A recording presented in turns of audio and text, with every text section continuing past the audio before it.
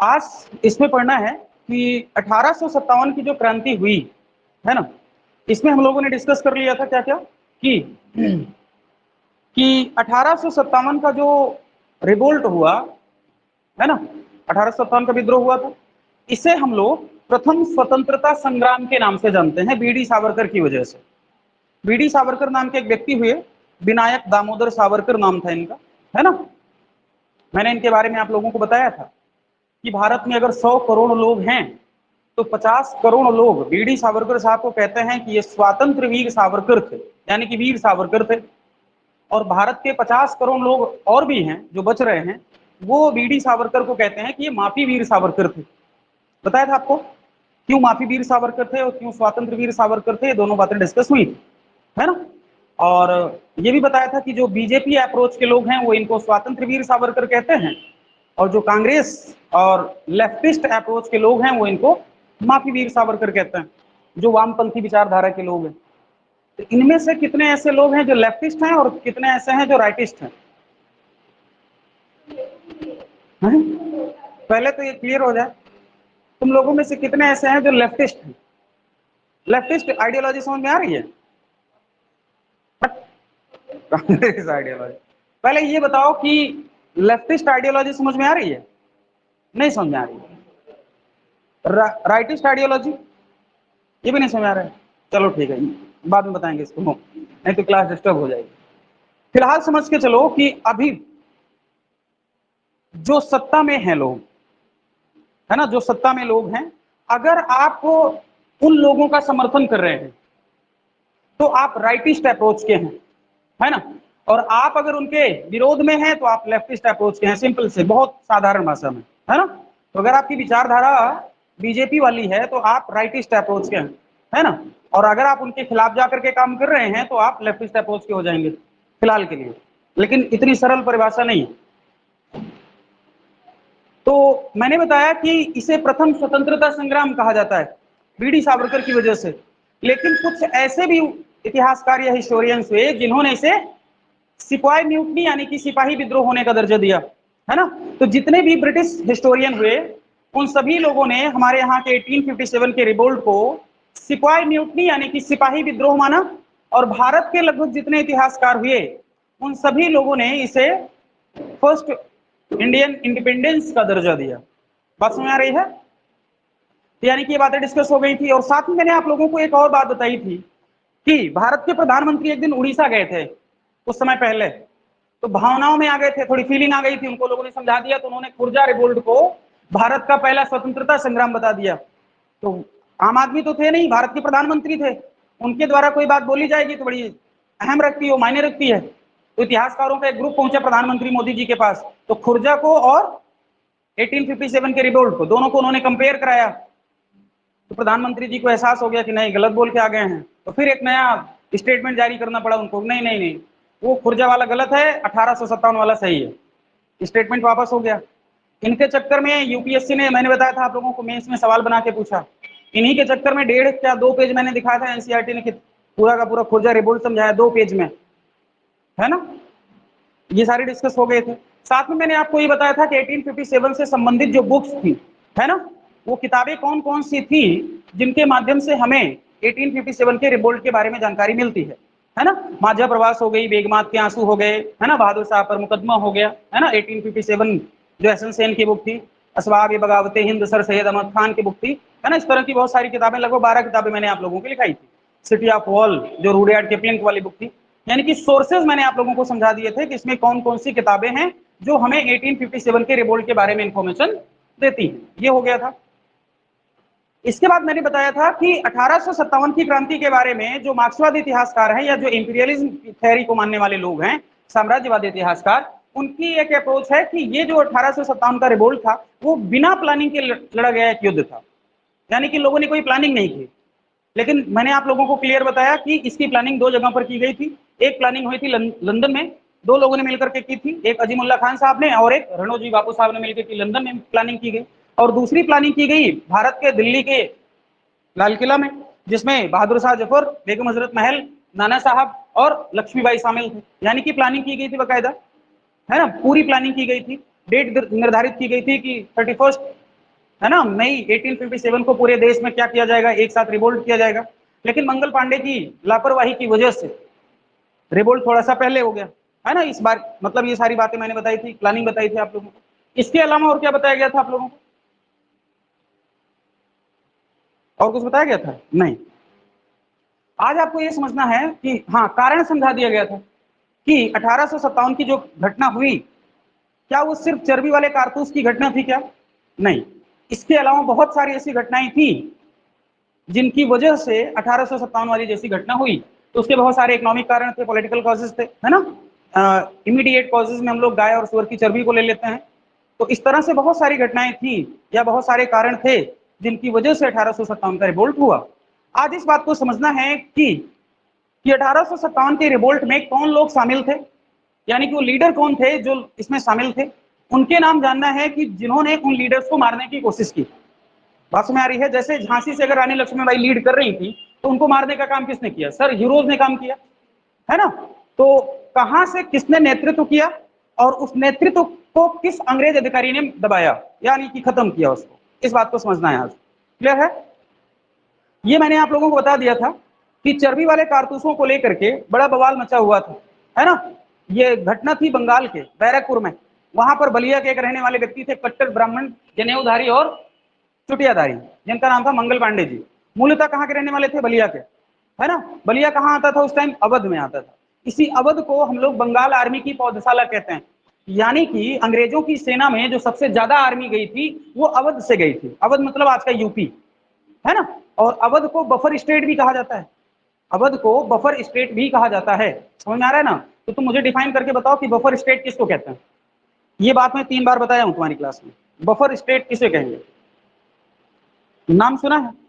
हाँ, तो क्या होता है बफर स्टेट? ये हो गया बंगाल, ये हो गया अवध, ये हो गया दिल्ली। बात समझ आ रही है ना?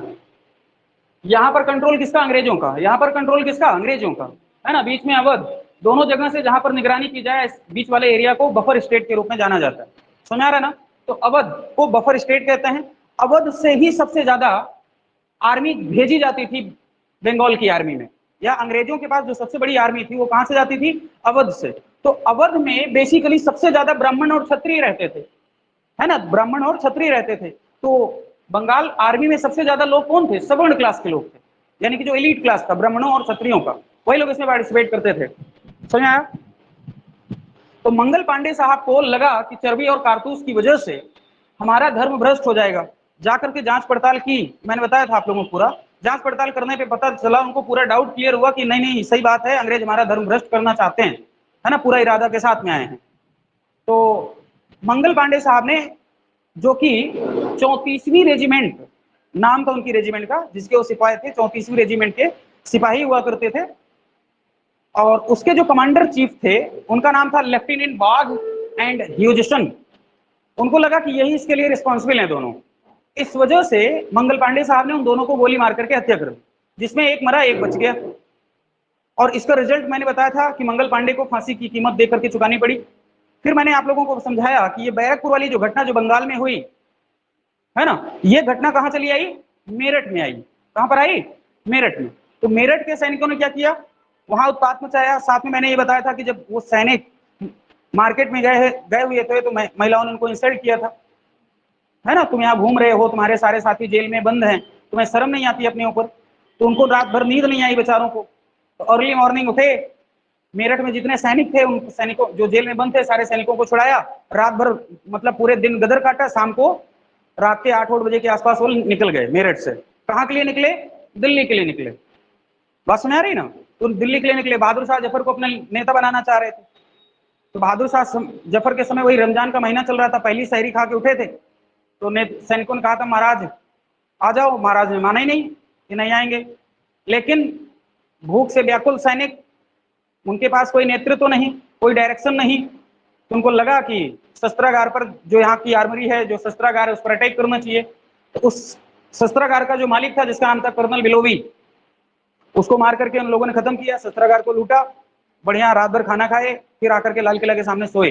अर्ली मॉर्निंग फिर उठे, बहादुर शाह जफर साहब को बुलाए, महाराज आ रहे हैं कि आ जाएं?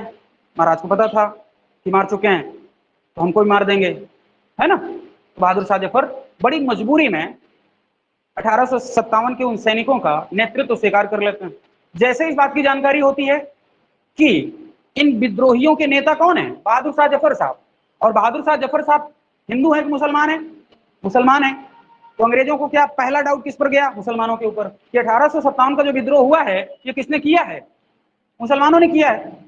किसने किया, मुसलमानों ने किया। तो अंग्रेजों ने सबसे ज्यादा मारा किसको, भारत के मुसलमानों को, क्योंकि नेता कौन था, मुसलमान था। सर सैयद अहमद खान सर पटक के मर गए, अंग्रेजों को समझाते रहे, उनको हेल्प कर रहे थे। उस समय सदर अमीन थे कौन, सर सैयद अहमद खान साहब, सरकारी नौकरी थी उनके पास सर सैयद अहमद खान साहब की। जिस समय 1857 का रिवोल्ट हो रहा था, सर सैयद अहमद खान साहब बिजनौर में सदर अमीन के पद पर कार्यरत थे। अपने अंग्रेज साथियों को समझाते रह गए सर सैयद अहमद खान साहब कि भैया हमारा विद्रोह नहीं है, ये मुसलमानों को बहकाया गया है, वास्तव में विद्रोह किसका है, हिंदुओं का विद्रोह है। मजबूरी में फंसाया गया उस आदमी को, लेकिन अंग्रेज मानने को तैयार ही नहीं थे, क्योंकि मुगलिया जो साम्राज्य थी डिक्लाइन तो हो रही थी, लेकिन ये वही अंग्रेज थे जो जहांगीर के समय भीख मांग रहे थे फैक्ट्री खोलने के लिए। तो उनके माइंड में ये विरासत तो थी, ये लेगेसी तो थी कि मुगलिया सल्तनत का बादशाह है, इसने कुछ कांड जरूर किया होगा, समझ आ रहा है। इस वजह से अंग्रेज मानने को तैयार नहीं हुए। इसलिए 1857 के रिवोल्ट में जो सबसे ज्यादा दमन हुआ, जो सबसे ज्यादा मारे गए लोग, उनमें कौन लोग थे, भारत के मुसलमान थे, सबसे ज्यादा मारे गए। क्लियर हुआ। और बीजेपी के लोग कहते हैं कि भारत के मुसलमानों ने क्या किया, बहुत बड़ा रोल प्ले किया भाई। अभी आप देखेंगे एक नहीं असंख्य मुसलमानों ने इस देश को आजाद कराने के लिए अपने प्राणों की आहुति दी है, असंख्य मुसलमानों ने, गिनती नहीं है। 1857 के इस रिवोल्ट में हिंदुओं से ज्यादा मुसलमानों ने अपना बलिदान दिया है, सर सैयद अहमद खान जैसे लोगों को छोड़ दें तो। क्योंकि सर सैयद अहमद खान क्या कर रहे थे, वो चाटुकारिता कर रहे थे, इसकी, अंग्रेजों की। वो नहीं चाहते थे कि भारत से अंग्रेज चले जाएं। क्या सिर्फ सर सैयद अहमद खान ऐसा सोच रहे थे, ऐसा भारत के तमाम हिंदू सोच रहे थे कि भारत में ही अंग्रेज बने रहे, यहां से कभी ना जाएं। जिनमें बहुत बड़ा नाम दादा भाई नौरोजी, बहुत बड़ा नाम, वो कभी नहीं चाहते थे कि अंग्रेज यहां से जाएं। दूसरा बहुत बड़ा नाम गोपाल कृष्ण गोखले, महादेव गोविंद रानडे, फिरोज शाह मेहता, बदरुद्दीन तैयब जी, ये ऐसे लीडर्स थे जो कांग्रेस में शुरुआती लीडर्स थे, जिन्हें हम लोग मॉडरेट लीडर कहते हैं। ये कभी नहीं चाहते थे कि भारत से अंग्रेजों को जाना चाहिए।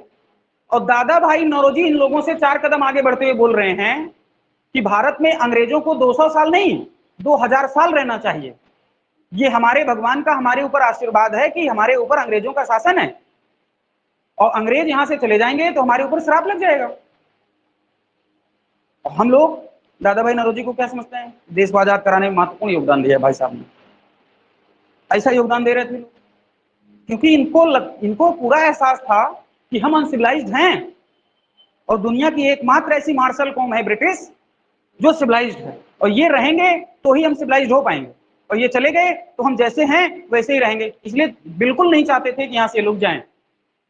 वो तो भला हो हमारे यहाँ के एग्रेसिव लीडर का, जिनमें बाल गंगाधर तिलक, अरविंदो घोष, लाला लाजपत राय, बिपिन चंद्र पाल, और उसके बाद जो क्रांतिकारी हमारे यहाँ पैदा हुए, उन लोगों का भला हो कि अंग्रेजों को मार के भगाया गया देश से, है ना।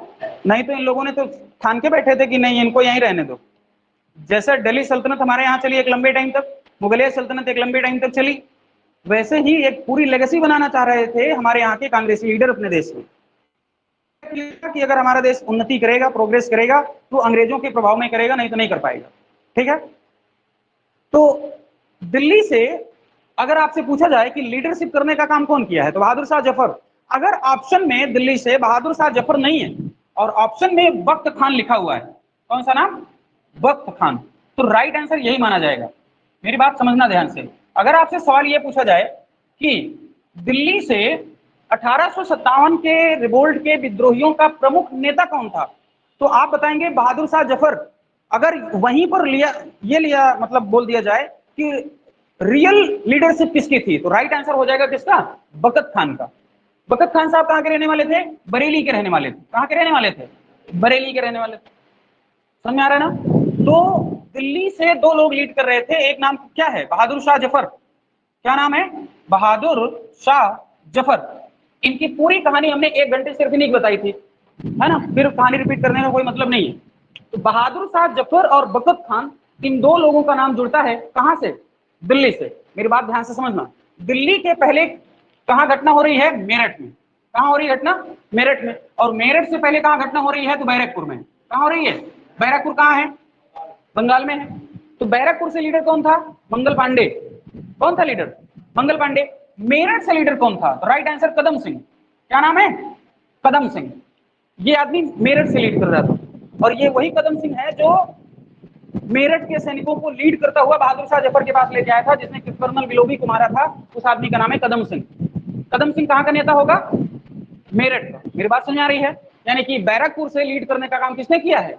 मंगल पांडे साहब ने, जो मूलतः कहां के रहने वाले थे? बलिया के रहने वाले थे, यूपी के। ओके, मेरठ से कौन लीड कर रहा है? कदम सिंह। ओके, उसके बाद मामला कहां आया? दिल्ली में। दिल्ली में बड़ी मजबूरी में बहादुर शाह जफर साहब ने नेतृत्व स्वीकार तो किया, लेकिन वास्तविक कमान किसके हाथों में रही? बगत खान के हाथों में। मैंने आप लोगों को समझाया था, बहादुर शाह जफर मजबूरी स्वीकार तो कर लिए थे, लेकिन मिर्जा गालिब के साथ कहां भाग गए थे? हुमायूं के मकबरे में भाग गए थे, बताया था। यानी कि बहादुर शाह जफर ने अपनी सारी कमान किसको सौंप दी? बख्त खान को। भैया लड़ो तुम, हम तो जा रहे हैं। कहां? हुमायूं के मकबरे में। साथ में किसको ले गए? मिर्जा इलाही बख्श को, सॉरी मिर्जा गालिब को। मिर्जा गालिब का पूरा नाम था मिर्जा असदुल्ला खान साहब। क्या नाम है? मिर्जा असदुल्ला खान साहब। पीसीएस ने इस सवाल को पूछा 2018 में कि मिर्जा गालिब मूलतः कहां के रहने वाले थे और उनका रियल नेम क्या था। समझ आ रहा है? तो मिर्जा गालिब का पूरा नाम था मिर्जा असदुल्ला खान साहब। एक इंपॉर्टेंट बात इनके लिए। दूसरी, मुगलिया सल्तनत का सरकारी इतिहास लिखने वाले ये अंतिम व्यक्ति हैं। कौन? मिर्जा गालिब साहब। किसके दरबार में रहते थे? किसके कोर्ट में रहते थे? तो बहादुर शाह जफर के कोर्ट में रहते थे। बात समझ आ रही है? 1857 पर इन्होंने सबसे प्रमाणिक किताब लिखी, जिसका नाम है दस्तंबो। मैंने लिखाया था इस किताब को, मिर्जा गालिब साहब ने लिखा। ठीक है, मिर्जा गालिब, हाँ, इन लोगों से देख लेना, लिखवाया मैंने। ठीक है, मिर्जा गालिब साहब बहादुर शाह जफर के साथ कहां चले जाते हैं? हुमायूं के मकबरे में चले जाते हैं छिपने के लिए। अब मैंने आप लोगों को यहां पर समझाया था कि बहादुर शाह जफर के ही एक दूर के रिलेटिव थे, जिनका नाम था क्या? मिर्जा इलाही बख्श। याद है नाम? ये नाम था, एक बहुत बड़ा नाम है। और मैंने ये भी बताया था कि गुरुग्राम के समीप कौन सी जगह है? पटौदी रियासत। कौन सी रियासत? पटौदी रियासत। ये कौन सी रियासत है? सैफ अली खान वाली। बात समझ आ रही है ना? सैफ अली खान के पूर्वज थे कौन? मिर्जा इलाही बख्श साहब। ये वही मिर्जा इलाही बख्श साहब हैं जिन्होंने बहादुर शाह जफर के हुमायूं के मकबरे में छुपे होने की सूचना दी। बात समझ आया? तो दो ब्रिटिश अधिकारी जो कि दिल्ली में अपॉइंट किए गए थे, जिनका नाम था, एक का नाम था निकलसन। क्या नाम था? Nicholson plus Hudson. ये दो अधिकारी थे। इन दोनों अधिकारियों ने यहां इनके साथ मुकाबला करने की कोशिश की, लेकिन मुठभेड़ में निकलसन मारा जाता है, हडसन जीवित बचता है।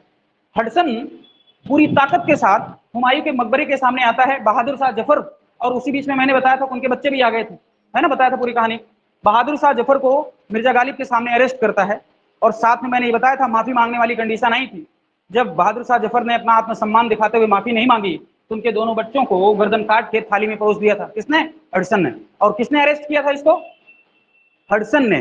ध्यान से समझना कि बहादुर शाह जफर को हुमायूं के मकबरे से किसने अरेस्ट किया? हडसन ने अरेस्ट किया। निकलसन मारा गया है। दोनों ब्रिटिश अधिकारी थे कहां? दिल्ली में। लेकिन निकलसन मारा गया युद्ध करते हुए, लेकिन हडसन बचा। ये वही हडसन है जिसने बहादुर शाह जफर को मिर्जा गालिब के साथ में हुमायूं के मकबरे से दोनों को अरेस्ट किया, और बहादुर शाह जफर के दोनों बच्चों को मारा, उनकी गर्दन काटी, थाली में परोसा था। और फाइनली हडसन ने बहादुर शाह जफर के ऊपर दिल्ली के लाल किला में मुकदमा चलाया, और यह भारत का पहला ऐसा मुकदमा बताया जाता है कि अंग्रेजों के प्रभाव के डर की वजह से भारत में ऐसा कोई वकील नहीं मिला जो इनकी सुनवाई कर सकता, और बिना किसी वकील की मदद के भाई साहब केस लड़े और हार गए। समझ में आ रहा है? ये केस लड़े और हार गए, और फाइनली इनको रंगून में ट्रांसफर कर दिया गया। कहां ट्रांसफर किया गया? रंगून में ट्रांसफर कर दिया गया। जब बहादुर शाह जफर को रंगून ट्रांसफर किया जा रहा था, समथिंग इनकी उम्र 85 के आसपास थी। कितनी? और इनकी एक बेगम थी जिसका नाम था क्या? जीनत महल। क्या नाम है? याद आया इसका नाम? ये 20 साल की लेडी थी। अभी रिसेंटली शादी हुई थी दोनों की, है ना? कितने साल की थी ये लेडी? 20 साल की। मैंने बताया था कि इस लेडी ने किस तरह की कंट्रोवर्सी क्रिएट की थी, बहुत बड़ी कॉन्सिक्वेंसी क्रिएट की थी British commander in chief Campbell के साथ में। उसने क्या कहा था कि सारी प्लानिंग मेरे सामने बहादुर शाह जफर बनाते हैं, सारी सूचना यानी कि सारी इंफॉर्मेशन हम आपको कन्वे करेंगे, बस एक कंडीशन है। क्या कंडीशन? क्या थी? शादी करनी पड़ेगी, है ना, क्योंकि जीनत महल प्रैक्टिकल लेडी थी, उसको पता था ये भाई साहब मारे जाएंगे, 85 साल का आदमी है तो मर जाएगा, ये तो कैम्पबेल मार देगा, मरेगा, ये तो मारा जाएगा, मारेगा कौन? कैम्पबेल। तो रियल लीडर कौन बना फिर? कैम्पबेल। यानी कि वास्तविक नेता कौन बनेगा फिर? कैम्पबेल। लाल किला किसके कंट्रोल में? कैम्पबेल। उसी के साथ शादी कर लेंगे, लाल किला तब भी हमारे कंट्रोल में रहेगा। ये प्लानिंग थी किसकी? जीनत महल की। लेकिन कैम्पबेल ने इसको धोखा दिया। उसने कहा तुम्हारी गर्दन नहीं काट रहे हैं, ये बहुत बड़ा एहसान कर रहे हैं तुम्हारे साथ, तुम्हें लास्ट मौका देना है जन्नत जाने का, क्या? पति की सेवा करो, है ना, क्या करो? पति की सेवा करो। और इसको ट्रांसफर कर दिया कहाँ? रंगून में। भाई साहब की वहां पर 1862 में डेथ हो जाती है। 1862 में बहादुर शाह जफर की डेथ हो जाती है, और एक लंबे टाइम के बाद जीनत महल की भी वहीं पर डेथ हो जाती है ना। तो जिस तरह से लाल किला बनाया गया है दिल्ली में, उसी तरह का एक लाल किला बर्मा यानी कि म्यांमार में बनाया गया है, जहां पर इनकी समाधि यानी कि टॉम्ब है, यानी कि मकबरा है। बात समझ आ रही है? इनकी बेटी ने जाकर बनवाया था। तो यानी कि हमारे यहाँ ऐसे कितने मुगल बादशाह हैं जिनका मकबरा यानी कि टॉम्ब आउट ऑफ इंडिया है? सवाल पूछा गया ये। ऐसे कितने मुगल बादशाह हैं जिनके मकबरे भारत के बाहर हैं? पहला नाम बाबर। बाबर का मकबरा कहाँ है? काबुल में। कहाँ पर है? काबुल में है। बाबर के बाद कौन आया? हुमायूं। हुमायूं का मकबरा कहाँ है? दिल्ली में। उसके बाद कौन आया? अकबर। अकबर का कहाँ है? आगरा के निकट सिकंदरा में। जहांगीर का कहाँ है? लाहौर में। जहांगीर का कहाँ है? लाहौर में। तो कितने हो गए? ये दो हो गए। जहांगीर के बाद कौन आया? शाहजहां। तो मुमताज महल वाला यानी कि ताजमहल यहीं पर इनका है। शाहजहां के बाद कौन? औरंगजेब। इसका कहां पर है? औरंगाबाद, खुलदाबाद जिसको कहते हैं, भारत में ही है। समझ आ रहा है ना? उसके बाद एक लास्ट बादशाह बचता है जिसका नाम क्या है? बहादुर शाह जफर। इसका भी मकबरा कहाँ है? बाहर। कहाँ? म्यांमार में, प्रेजेंट के, है ना।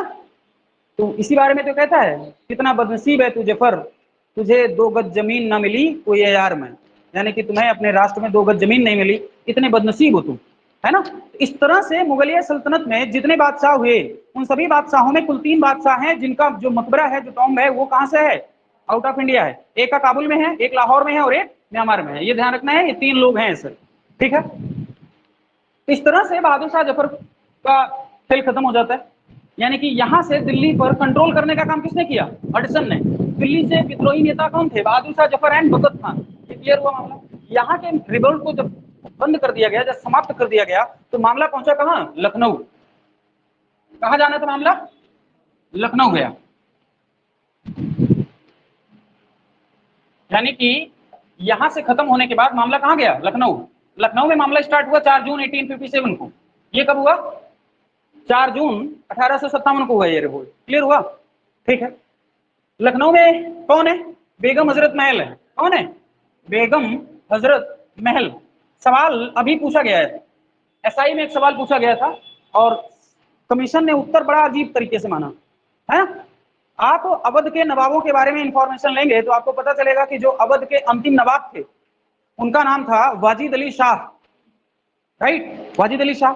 सवाल ऐसे पूछा गया था 2019 में और 2018 में, एक पेपर था एसआई का, एक पेपर था यूपीपीजीटी का, राइट। दोनों में सवाल पूछा गया क्या कि 1857 के विद्रोह के समय, 1857 के विद्रोह के समय लखनऊ से किसने नेतृत्व प्रदान किया?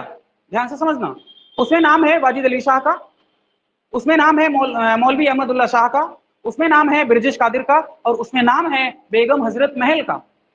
जितनी भी किताबें आप पढ़ेंगे उन सारी किताबों में राइट आंसर मिलता है बेगम हजरत महल, लेकिन पीजीटी के कमीशन ने माना इस बात को कि राइट आंसर ब्रिजेश कादिर है। ब्रिजेश कादिर, हाँ, बेगम हजरत महल को राइट आंसर माना ही नहीं उन्होंने। और इसका बाकायदा प्रमाण दिया गया, प्रूफ दिया गया किस बात का कि बेगम हजरत महल को नहीं मान सकते हम। क्यों? क्योंकि बेगम हजरत महल अपने बच्चे ब्रिजेश कादिर, ये तो इनका बायोलॉजिकल बेटा है ना, ब्रिजेश कादिर, ये कौन है? ये ब्रिजेश कादिर जो है ये वाजिद अली शाह का बेटा है, वाजिद अली शाह। भाई लॉर्ड डलहौजी ने वाजिद अली शाह के ऊपर बैड गवर्नेंस का आरोप लगाता है, कहता कि तुम सही ढंग से शासन तो चला नहीं पाते हो, दिन भर तुम कत्थक करते हो। तुम लोगों को परी खाना समझाया था, है ना। ये परी खाना जो है लखनऊ में अपने यहाँ, उसी को आज कहते हैं क्या? भातखंडे यूनिवर्सिटी। जो आज प्रेजेंट में भातखंडे यूनिवर्सिटी है उसी को पहले कहते थे परी खाना। और उसी परी खाना में लगभग 300 महिलाओं के साथ भाई साहब वाजिद अली शाह दिन भर डांस करते थे। या तो डांस करते थे या तो डांस करवाते थे, है ना। तो एक ब्रिटिश रेजिडेंट था जिसका नाम था आउटरम। आउटरम ने डलहौजी की रिपोर्ट सेंड की, भाई साहब ये तो दिन भर डांस करता है, भाई है शासन तो चलाता नहीं आदमी, है ना। तो आउटरम की रिपोर्ट पर वाजिद अली शाह को अरेस्ट करके इसको ट्रांसफर कर दिया गया, कहाँ, कलकत्ता में। क्या बोल करके, यहाँ तुम्हारे पास कितनी पड़ी है, 300, हम ब्रिटिश से लेके आए हैं, यूरोपियन कॉन्टिनेंट से 500 लेके आए हैं, और जो तुम ताड़ी पी रहे हो बढ़िया ब्रांडी लेके आए हम तुम्हारे लिए, बढ़िया शराब और शबाब दोनों की व्यवस्था की गई, कहाँ, कलकत्ता में। और भाई साहब को कहाँ भेज दिया गया, कलकत्ता। लखनऊ किसके कंट्रोल में, अंग्रेजों के कंट्रोल में। डलहौजी ने छीन लिया इसको। डलहौजी के बारे में, अवध यानी कि लखनऊ के बारे में बड़ी शानदार स्टेटमेंट आती है, ये चेरी का गिलास का फल एक दिन मेरे मुंह में आके गिरेगा। समझ आ रहा है क्या कर रहे हैं, ये गिलास का फल, गिलास का फल का मतलब होता है चेरी, चेरी समझते हैं आप लोग, चेरी का फल बड़ा मीठा होता है, तो ये जो चेरी का फल है ये एक दिन हमारे मुंह में आके गिरेगा। ये स्टेटमेंट किसका था, लॉर्ड डलहौजी का 5 साल पहले। और फाइनली वाजिद अली शाह को उसने ट्रांसफर कर दिया कहाँ, कलकत्ता, और अवध को बैड गवर्नेंस के आधार पर ब्रिटिश साम्राज्य में शामिल कर लिया। किसने, वाजिद अली शाह ने। रिपोर्ट किसकी सेंड की गई थी, रिपोर्ट किसकी थी, आउटरम की। सवाल ये पूछा जाएगा कि किसकी रिपोर्ट की सिफारिश के आधार पर अवध का विलय ब्रिटिश साम्राज्य में किया गया, जेम्स आउटरम की रिपोर्ट के आधार पर। और वाजिद अली शाह को कहां भेज दिया गया, कलकत्ता भेज दिया गया। इन दोनों से एक संतान पैदा हुई। मैंने तुम लोगों को बताया था कि बेगम हजरत महल पहले वारांगना थी, यानी कि प्रोस्टिट्यूट का काम करने वाली लेडी थी। इसको शुरुआत में पहले प्रोस्टिट्यूट का काम करती थी, फिर हरम में लाया गया, फिर बनी बांदी, बांदी से क्या बनी, बेगम। क्या बांदी मतलब नौकरानी, है ना। अगर किसी महिला को बेगम बनना है पहले उसको बांदी बनना पड़ता है ना, उस टाइम, आज नहीं, आज तुमको बांदी बना देंगे महिलाएं, ठीक। तो पहले क्या होता है, पहले क्या थी, प्रोस्टिट्यूट का काम करती थी, वेश्यावृत्ति में थी, फिर क्या बनी, बांदी, और फिर बांदी के रूप में बहुत बेहतर काम किया इसने, और प्रमोट होकर के क्या हो गई, बेगम, और सबसे प्रिय रानी हो गई। और फाइनली इन दोनों से एक संतान पैदा हुई जिसका नाम क्या, ब्रिटिश कादिर। जब बैड गवर्नेंस के आधार पर वाजिद अली शाह को लॉर्ड डलहौजी ने कलकत्ता में शिफ्ट किया तो ब्रिटिश कादिर को अगला नवाब घोषित किया गया। भाई साहब 5 साल के थे, कितने साल के, 5 साल के। रियल शासक कौन हुआ, बेगम हजरत महल या British Kadir, British Kadir right answer है, क्योंकि ये लीगल है, ये ऑफिशियल है, ये सिर्फ केयर टेकर थी, संरक्षिका थी ओनली। इसलिए पीजीटी के कमीशन ने इस बात का आंसर माना ही नहीं, उन्होंने कहा ये सिर्फ केयर टेकर थी। असली नवाब कौन था, ब्रिटिश कादिर, इसलिए लीड कौन करेगा, ब्रिटिश कादिर। समझ में आ रहा, क्योंकि किसके नाम पर हो रहा था ये काम, ब्रिटिश कादिर के नाम पर। मनमोहन सिंह कितने भी मौन प्रधानमंत्री थे, लेकिन जो भी काम हुआ उन्हीं के नाम पे हुआ ना। सारा काम किसने किया, सोनिया गांधी ने, वो तो सुपर पीएम थी, लेकिन किसके नाम पर हो रहा था, प्रधानमंत्री मनमोहन सिंह के नाम पर। लेकिन काम कर कौन रहा था, इन सोनिया गांधी, राइट, लेकिन नाम किसका चल रहा था, मनमोहन सिंह साहब का। ठीक उसी तरह से काम कौन कर रहा था, बेगम हजरत महल, लेकिन किसके नाम पर, किसके बिहाफ पर, ब्रिटिश कादिर के नाम पर। समझ में आ रहा है। नेक्स्ट, बेगम हजरत महल ने यहाँ से उपद्रव काटा, विद्रोह किया यहाँ पर जम के, और गजब बहादुरी के साथ ये लेडी लड़ती है, बहुत बहादुरी के साथ लड़ी, है ना। यहाँ पर हेनरी लॉरेंस, बहुत नाम इंपॉर्टेंट है, क्या नाम है, हेनरी लॉरेंस नाम का एक कमांडर आया यहाँ पर, सेनापति आया। हेनरी लॉरेंस को बेगम हजरत महल ने मार करके खत्म कर दिया, हेनरी लॉरेंस मारा गया। नेक्स्ट, आउटरम आया, वो वही वाला आउटरम जो रिपोर्ट सेंड किया था, इसको भी मार दिया, इसने, बेगम हजरत महल ने। नेक्स्ट, हेवलॉक आया, कौन, हेवलॉक, ये भी मारा गया। नेक्स्ट, अब फिर फाइनली कमांडर इन चीफ आया जिसका नाम था कैंपबेल। कैंपबेल कौन आया, कैंपबेल। कैंपबेल को इतना मारा कि बेहोश हो गया था, कैंपबेल को बहुत मारा इसने, किसने, बेगम हजरत महल मैडम ने। और फाइनली कैंपबेल जब समझ गया कि हमारे बस का नहीं है, यूरोपियन सेना के बस पे है ही नहीं कि हम बेगम हजरत महल की आर्मी को हरा दें, तो फाइनली फिर किसको बुलाया गया, गोरखा रेजिमेंट को। कौन, गोरखा रेजिमेंट। ये कहाँ पाई जाती है, नेपाल में। छोटे छोटे होते हैं, कब मार दें कब खुफी घुसा दें कोई पता ही नहीं चलता। फाइनली गोरखा रेजिमेंट की हेल्प से बेगम हजरत महल मैडम को सरेंडर करने के लिए विवश करना था। बेगम हजरत महल सरेंडर करती इससे पहले नेपाल भागे, अंग्रेज पता ही नहीं कर पाए कब कहाँ चली गई, कुछ पता इनके बारे में कैसे पता नहीं चला। समझ आ रहा है। लेकिन कहा जाता है कि इनके और नाना साहब के बीच में कुछ मामला था, क्योंकि नाना साहब भी कहाँ भाग के गए, नेपाल गए। तो इतना कॉन्फिडेंस कैसे हो सकता है, तुम भी नेपाल गई, वो भी नेपाल गया। लखनऊ और कानपुर के बीच की दूरी कितनी, ज्यादा दूरी थी नहीं, इसलिए ऐसा लगता था कि अगर हारेंगे तो कहाँ जाएंगे, नेपाल, और जीतेंगे तो राजा रहेंगे, कोई दिक्कत नहीं। ऐसा कुछ इतिहासकार जो ब्रिटिशवादी हैं वो आरोप लगाते हैं। ठीक है, सोचने वाली बात है ना, मैडम ने कितने लोगों को मारा है। इसीलिए कहा जाता है कि बेगम हजरत महल के बारे में कि बेगम हजरत महल अपने पति से ज्यादा मर्द थी। किसके बारे में कहा गया ये? बेगम हजरत महल के बारे में। इतने वीआईपी सेनापतियों को मारना छोटी बात है एक लेडी के लिए, है ना। शानदार तरीके से मारा, कैंपबेल को मार के बेहोश कर दिया। फाइनली आया कौन? गोरखा रेजिमेंट। अगर गोरखा रेजिमेंट नहीं आती, कैंपबेल की इज्जत दांव पे थी। तो सवाल तुमसे पूछा जाएगा कि लखनऊ का जो रिवोल्ट था उसको कैंपबेल ने किस रेजिमेंट की मदद से हराया? गोरखा रेजिमेंट। और ये एक ऐसी सेना थी, गोरखा रेजिमेंट एक ऐसी सेना थी, जब 1947 में हमारा डिवीजन हुआ पाकिस्तान और भारत के बीच में, जब चम्मचों का बंटवारा हो रहा था तो सैनिकों का भी बंटवारा हो रहा था। माउंटबेटन ने कहा सब कुछ ले लो लेकिन गोरखा रेजिमेंट नहीं देंगे। गोरखा रेजिमेंट यहां से कहां गई? लंदन। गोरखा रेजिमेंट यहाँ नहीं बची। फिर फाइनली बाद में जब हम इंडिपेंडेंट हुए तो नेपाल के साथ हमने मधुर संबंध बनाए, तो वहां से गोरखा रेजिमेंट के मतलब गोरखा जो सैनिक थे उनको बुलाया, फिर हमने हायर किया उनको, है ना। नेपाल के बहुत सारे लोग आते हैं सरकारी नौकरी करने के, नहीं वीजा लगता है उनका? नहीं लगता। भूटान के लोगों का वीजा लगता है? नहीं लगता। उनकी फॉरेन पॉलिसी हम कंट्रोल करते हैं, और बहुत हद तक नेपाल की फॉरेन पॉलिसी हम कंट्रोल करते हैं। हम लोग इनके साथ बड़े भाई का रिश्ता निभाते हैं। तो बड़ा भाई क्या करता है? सिर्फ पैसा देता है, लेता है क्या? वन साइडेड मामला चलता है यहाँ पर। किनके साथ में? नेपाल और भूटान के साथ। ठीक है, तो यहाँ से यानी कि लखनऊ से सारा मामला क्लियर हो गया। लखनऊ में कौन है नेतृत्व कर रहा है? बेगम हजरत महल एंड बिरजोश कादिर। राइट आंसर अगर आपको मानना पड़े तो राइट आंसर बिरजोश कादिर, है ना। कितने लोग आए? Henry Lawrence, Outram and Havelock, ये सारे मारे गए। कैंपबेल फाइनली गोरखा रेजिमेंट की मदद से इन लोगों को हराया, और फाइनली मैडम कहाँ भाग के चली गई? नेपाल चली गई। क्लियर हुआ? ओके। इसी के बारे में मैंने बताया था आप लोगों को, इसे क्या कहा जाता था? महक परी कहा जाता था। क्या कहा जाता था? महक परी। रानी लक्ष्मीबाई के बारे में भी लिखा था, उनको क्या कहा जाता था? महल परी। क्या कहा जाता था? महल परी। ये दो लेडीज थी अपने यहाँ, जिनके बारे में एक को कहा जाता था महक परी और एक को कहा जाता था महल परी। ये थी कौन? महक परी। ये टाइटल दिया किसने? वाजिद अली शाह ने, है ना। जैसे जहांगीर ने अपनी बेगम मेहरुन्निसा को दो बड़ा शानदार टाइटल दिया था। एक तो पहले दिया नूर महल और बाद में दे दिया नूर जहां। नूर का मतलब क्या होता है? रोशनी, यानी कि चांदनी, यानी कि प्रकाश। जहांगीर कहता है कि हमारे इस लाल किला में जो प्रकाश आ रहा है वो तुम्हारी वजह से आ रहा है। तुम्हारे चेहरे पर इतना तेज है, तुम्हारे चेहरे में इतनी रोशनी है कि पूरा का पूरा महल लाइट से युक्त है। और कुछ दिन 3 साल के बाद उसको एहसास हुआ कि हम गलत थे। उसने कहा ना ना ना, तुम नूर महल नहीं, तुम नूर जहां हो। जहां मतलब संसार। इस पूरे दुनिया को जो रोशनी मिल रही है तुम्हारी वजह से मिल रही है। ऐसे ऐसे राजाओं के अपने देश में, है ना। उसका रियल नेम क्या था? नूर जहां। नूर जहां था ना। पहले क्या नाम था उसका? मेहरुन्निसा। बाद में क्या हुई? नूर महल। तो गलती का एहसास हुआ, सुधारा गया उसको कि नहीं तुम नूर महल हो ही नहीं, तुम हो नूर जहां। तो फाइनली रोशनी किससे मिली? नूर जहां से। तो ऐसा ही टाइटल इसको कुछ मिला हुआ था। किसको? बेगम हजरत महल को। टाइटल बड़ा इंपॉर्टेंट होता है, सवाल पूछा जाता है टाइटल से कि किसको क्या कहा गया है। ठीक है, उस समय के बादशाह लोग ऐसे टाइटल दे दिया करते थे, कोई दिक्कत की बात नहीं, तुमको टाइटल देना, है ना। तो अब मामला जाएगा कहां पर? कानपुर में। ठीक है, कहां गया अब यहां से कहां गया मामला? कानपुर। हाँ, कानपुर का बिठूर वाला मामला।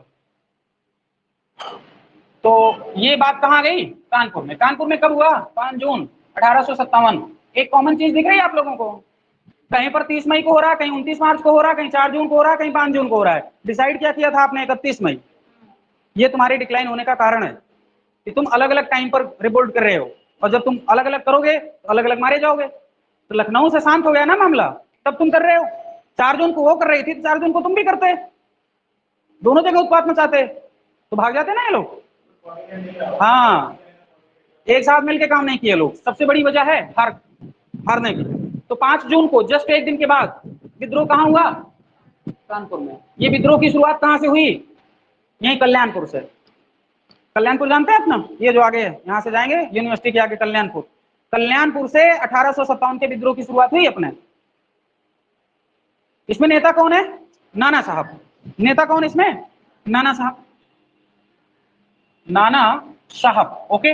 इनका रियल नेम था धुंधुपंत। क्या नाम है? धुंधुपंत, ही तो नाम था, धुंधुपंत था। इनके सहयोगी कौन थे? तात्या टोपे। कौन थे? तात्या टोपे, जिनका रियल नेम क्या था? रामचंद्र पांडुरंग। क्या नाम था? रामचंद्र पांडुरंग। इनके पापा कौन थे? बाजीराव सेकंड। क्या नाम है? बाजीराव सेकंड। मराठों का सबसे विश्वासघाती आदमी है कौन? बाजीराव सेकंड सबसे विश्वासघाती आदमी है। और उन्हीं के एडॉप्टेड चाइल्ड है कौन? नाना साहब, जिनको क्या कहते हैं? दुंदुपंत। नाना साहब के, बाजीराव सेकंड के मरने के बाद अगला नवाब कौन होता है? नाना साहब। ऐसा बताया जाता है तात्या टोपे के बारे में कि जब बाजीराव सेकंड जिंदा थे तो इन्होंने तात्या रामचंद्र पांडुरंग को एक बहुत बड़ा टोपा दिया था, इसलिए तात्या टोपे हो गए। ठीक है। तो कानपुर में नेता कौन था? नाना साहब, जिनका रियल नेम क्या था? दुंदुपंत। कौन थे भाई साहब? बाजीराव सेकंड के एडॉप्टेड चाइल्ड थे। बाजीराव सेकंड कहाँ का आदमी था? ये पूना का पेशवा था। कहाँ का था? पूना का पेशवा हुआ करता था। समझ आ रहा है? आगे थोड़ी सी घटना देखो। पूना बड़ी इंपॉर्टेंट जगह थी। पूना एक बड़ी इंपॉर्टेंट जगह थी। एक प्लेस का नाम आएगा तुम्हारे सामने, सतारा। कौन सी जगह है? सतारा। दोनों महाराष्ट्र के आसपास पड़ती हैं।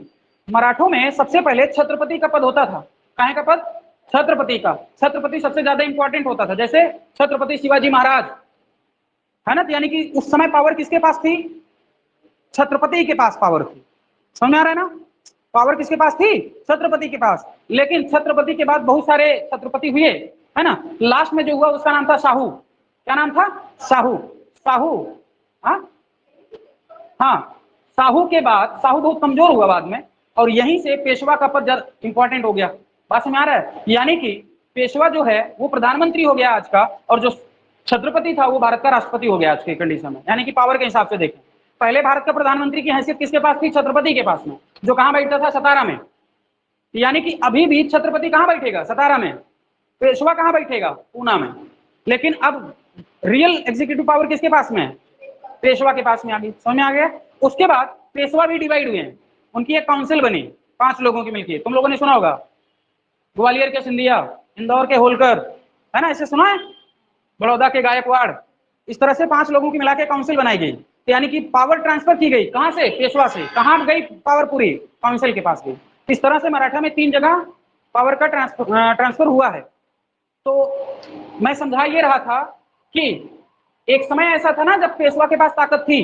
तो पेशवा कौन था? बाजीराव। लेकिन बाजीराव पेशवा बनने के लिए अंग्रेजों से संधि कर लेता है, ट्रीटी साइन करता है। किस, अगर आप पेशवा बनने के चक्कर में अंग्रेजों को इंटरफेयर करने का मौका दोगे, इसका मतलब नहीं है कि तुम मराठों के साथ धोखेबाजी कर रहे हो, है ना। तो सबसे बड़ी धोखेबाजी किसने की? बाजीराव सेकंड ने। क्यों नहीं करता? क्योंकि इसके पापा का नाम था रघुनाथ राव। क्या नाम है? रघुनाथ राव, जिसे कहते हैं राघोबा। क्या नाम है? राघोबा। अब इसका थोड़ा सा आइडेंटिटी मैं आपको बताऊं, ये कौन है। तुम लोगों ने 1761 का पानीपत का 3rd बैटल सुना है, जिसमें अहमद शाह अब्दाली आया था। तुम लोगों को बताया था मैंने आपको। और एक बड़ा नाम आया था जिसका नाम क्या है? अहमद शाह अब्दाली और मराठों के बीच में युद्ध हुआ था कि नहीं हुआ था? हुआ था, पानीपत का 3rd बैटल। तो रघुनाथ राव को भेजा जाना था। किसको भेजा जाना था? रघुनाथ राव को। लेकिन रघुनाथ राव नहीं आया। क्यों? क्योंकि उसको लगा था कि हम उत्तर भारत में चले जाएंगे तो पेशवा का पद यहाँ किसी और को दे दिया जाएगा, पेशवा हम बन नहीं पाएंगे। जबकि सबसे बड़ा अनुभव रघुनाथ राव या राघोबा को था। अगर रघुनाथ राव या राघोबा 3rd बैटल लड़ने आता पानीपत का, तो अहमद शाह अब्दाली को मार के भगा देता है आदमी। इतना ताकतवर था आदमी। लेकिन छोटे से स्वार्थ के चक्कर में, पेशवा बनने के चक्कर में ये आदमी आया नहीं। एक ऐसे व्यक्ति को भेजा गया जिसका कोई अनुभव नहीं था उत्तर भारत का, पहली बार उत्तर भारत में आया था वो आदमी, है ना। ऐसा आदमी भेजा गया सेनापति बना करके। रघुनाथ राव ने यहाँ पर विश्वासघात किया। उसी का बेटा कौन हुआ? बाजीराव सेकंड। तो ये खून में है ना, ये धोखेबाजी। तो जब पिता ने धोखेबाजी की है तो ये भी धोखेबाजी करता हूँ। तो बात समझ आ रही है? तो ये बाजीराव सेकंड के एडॉप्टेड चाइल्ड हैं, बायोलॉजिकल बेटे नहीं है नाना साहब। और नाना साहब बहुत राष्ट्रवादी आदमी नहीं है। इनकी पेंशन रोक दी थी अंग्रेजों ने, इनकी पेंशन रोक दी। क्या पेंशन थी भाई साहब? कहाँ आए थे रहने के लिए? बिठूर। बिठूर कैसे आ गए भैया पूना से? तो अंग्रेजों ने कहा देखो पूना अब हमारा है, तुमको रहने के लिए कहाँ भेज रहे हैं? बिठूर। पूना ले लिया, पूरा छीन लिया। ट्रीटी साइन करोगे कुछ तो देना पड़ेगा ना। ट्रीटी साइन किया तो क्या ले लिया? पूरा पूना, पूरी की पूरी पूना की जागीर अंग्रेजों के पास। तुमको कहाँ भेजा? जंगल में। जंगल क्या? बिठूर। बिठूर आज भी जंगल है। और 1857 में सोचो कितना जंगल रहा होगा वो। समझ आ रहा है ना? तो कहाँ भेजा गया भाई साहब को? बिठूर में भेजा गया। तो वहीं पर लंबे टाइम तक रहे और फाइनली इनकी डेथ हो गई। किसको? बाजीराव सेकंड साहब की। इनकी डेथ के बाद अब समझना इस बात को कि जब इनको बिठूर जैसे जंगल में भेजा अंग्रेजों ने, उनका भैया हमको सर्वाइव करने के लिए पैसा तो दो, बिठूर हमारे लिए बिल्कुल नया लोकेशन है, हमको वहां के लोग पैसा देंगे नहीं, भैया रेवेन्यू कैसे देंगे तुमको। तो अंग्रेजों ने कहा चलो ठीक है, तुमको 8 लाख रुपया पेंशन देंगे। कितना? 8 लाख रुपए की पेंशन बांध दी थी। किसके लिए? बाजीराव सेकंड के लिए। तो बाजीराव सेकंड मर गए तो पेशवा कौन बना? नाना साहब। नाना साहब को पेंशन ने रोक दी अंग्रेजों ने, कहा तुमको नहीं देंगे। तो नाना साहब ने कहा काहे नहीं दोगे भाई, तुम एडॉप्टेड चाइल्ड हो, बायोलॉजिकल बेटे नहीं हो। अगर तुम बायोलॉजिकल बेटे होते तो तुमको मिलता, ना तो तुमको पेशवा का टाइटल देंगे, ना तुमको 8 लाख रुपया देंगे। तो जब यहां से मामला नहीं बना, तब नाना साहब ने ही अपने एक सहयोगी, जिनका नाम क्या था? अजीमुल्ला खान साहब, जिनका नाम मैं अभी सुबह सुबह ले रहा था, क्या नाम है? अजीमुल्ला खान साहब। मैंने बताया था इनके बारे में कि अजीमुल्ला खान साहब एक ऐसे ऐसे मुसलमान थे जो अंग्रेजों की भी अंग्रेजी पढ़ा सकते थे, इतनी बढ़िया अंग्रेजी था आदमी की।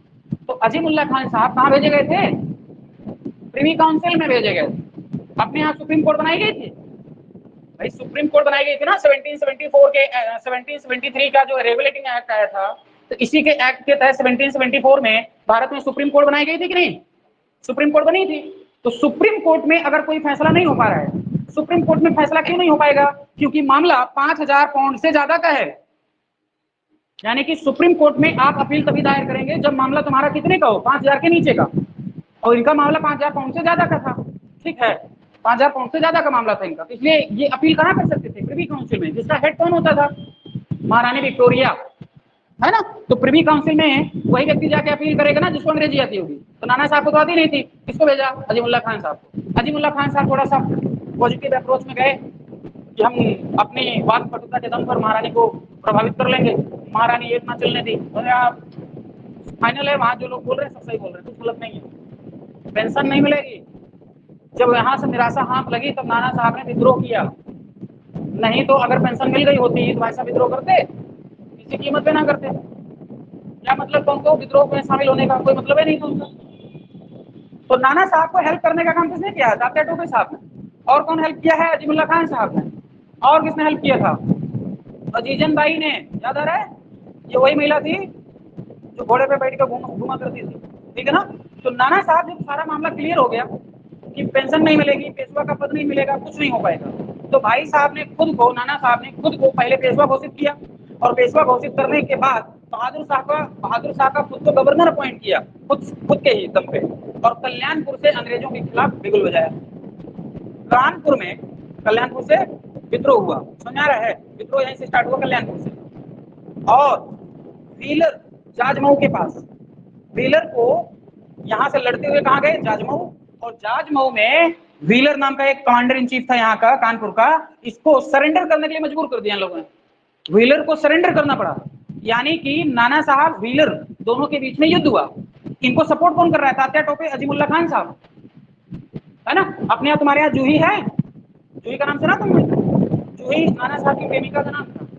तुमने कई बार सुना होगा मैनावती मार्ग, सुना है कि नहीं? मैनावती मार्ग के बारे में दो डिस्प्यूट। कुछ भारत के इतिहासकार कहते हैं कि मैनावती नाम की एक स्त्री थी जो कि नाना साहब की बेटी थी। कुछ ऐसे लोग भी हैं जो कहते हैं नहीं, नाना साहब की प्रेमिका थी।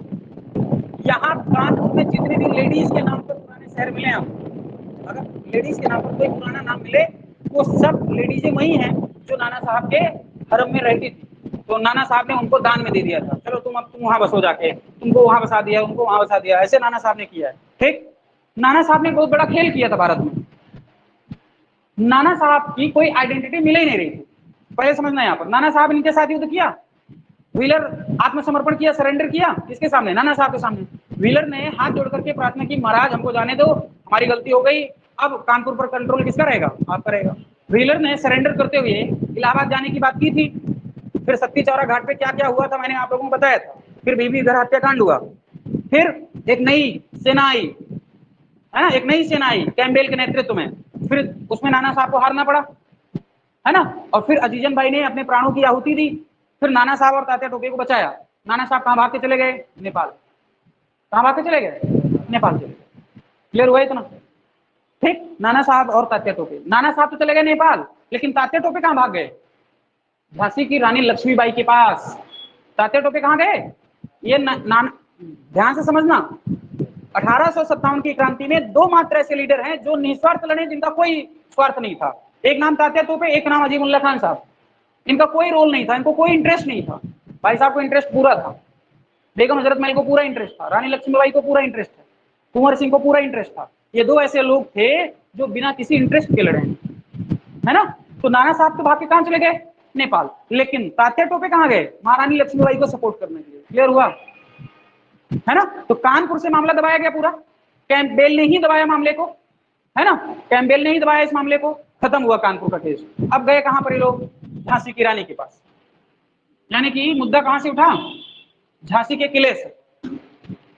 यानी कि मुद्दा कहां आया, झांसी। और ये झांसी कहां है, बुंदेलखंड के रीजन में पड़ता है। कहां पर, बुंदेलखंड। और ये बुंदेलखंड किसके नाम पर बसाया गया, बुंदेला के नाम पर। किसके नाम पर, बुंदेला के नाम पर। ये बुंदेला कौन है, दो नाम बहुत बड़ा, एक नाम है वीर सिंह देव बुंदेला और एक नाम है जुझार सिंह देव बुंदेला। क्या नाम, वीर सिंह देव बुंदेला। ये मैं पहली बार बता रहा हूं तुम लोगों को। क्या नाम है, वीर सिंह देव बुंदेला, और एक नाम है जुझार सिंह बुंदेला। क्या नाम है, जुझार सिंह बुंदेला। ये पिता पुत्र हैं दोनों। ये कौन है, ये बहुत वीआईपी योद्धा और वॉरियर थे जिनके नाम पर बुंदेलखंड रीजन बनता है। ये इनकी जाति का नाम है बुंदेल या बुंदेला, और बहुत वॉरियर टाइप के लोग थे, इनके नाम पर क्या बना, बुंदेलखंड बना। क्या बना, बुंदेलखंड। और उस समय बुंदेलखंड की रीजन में क्या पड़ता था, झांसी। और झांसी में तुम लोगों को पता है झांसी का किला भी था, जहां पर रानी लक्ष्मीबाई रहती थी। झांसी किला, झांसी का किला था कि नहीं। इसी झांसी का किला किसके पास था, रानी लक्ष्मीबाई के पास। किसके पास, रानी लक्ष्मीबाई के पास रहता था ये किला, जब गंगाधर राव की डेथ हो गई थी। ये कौन थे, आधे पुरुष आधे स्त्री, बताया था। ये कौन थे, ये आधे पुरुष थे आधे स्त्री थे, है ना। तो इनकी डेथ के बाद रानी लक्ष्मीबाई झांसी के किले की मालकन हो गई। यहाँ से इसने ये नेतृत्व करने लगी, लीडरशिप इसकी हो गई, है ना। इसे झांसी के किले को बनाया किसने, वीर सिंह देव बुंदेला ने। किसने, वीर सिंह देव बुंदेला ने। झांसी में एक बड़ा शानदार मंदिर है जिसका नाम है केशव राय मंदिर। क्या नाम है, केशव राय मंदिर। औरंगजेब ने उस समय तोड़ दिया था लेकिन अभी भी अस्तित्व में है ये केशव राय मंदिर। और एक चीज और, जहांगीर महल। क्या नाम है, जहांगीर महल। ये दो चीजें, ये और एक झांसी का किला, ये तीनों चीजें किसने बनाई, वीर सिंह देव बुंदेला ने।